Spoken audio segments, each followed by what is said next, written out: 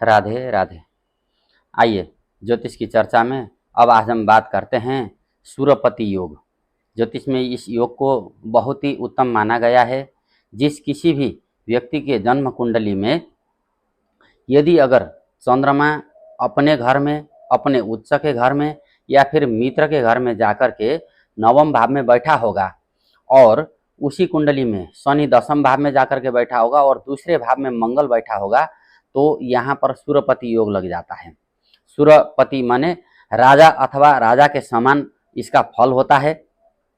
और इसी कड़ी में दूसरा, यदि अगर बृहस्पति पंचम भाव में होगा, चंद्रमा से केंद्र भाव में, चंद्रमा जहाँ पर बैठा हुआ होगा वहाँ से गिनती करने पर 4,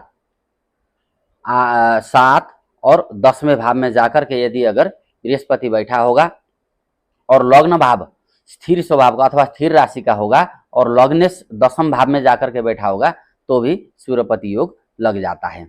इसी प्रकार से तीसरा सूर्यपति योग का सूत्र है कि यदि अगर राहु पंचम भाव में होगा, चंद्रमा और मंगल दूसरे अथवा तीसरे भाव में होंगे तो भी सूर्यपति योग बन जाता है।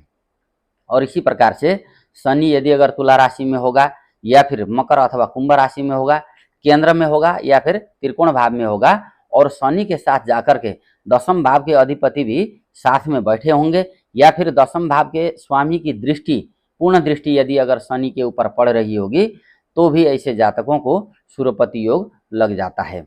इस योग को ज्योतिष में बहुत ही उत्तम और शुभ फल देने वाला कहा गया है।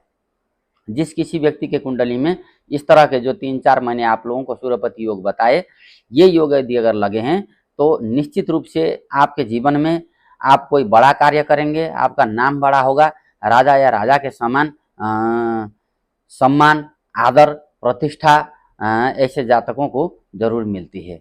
राधे।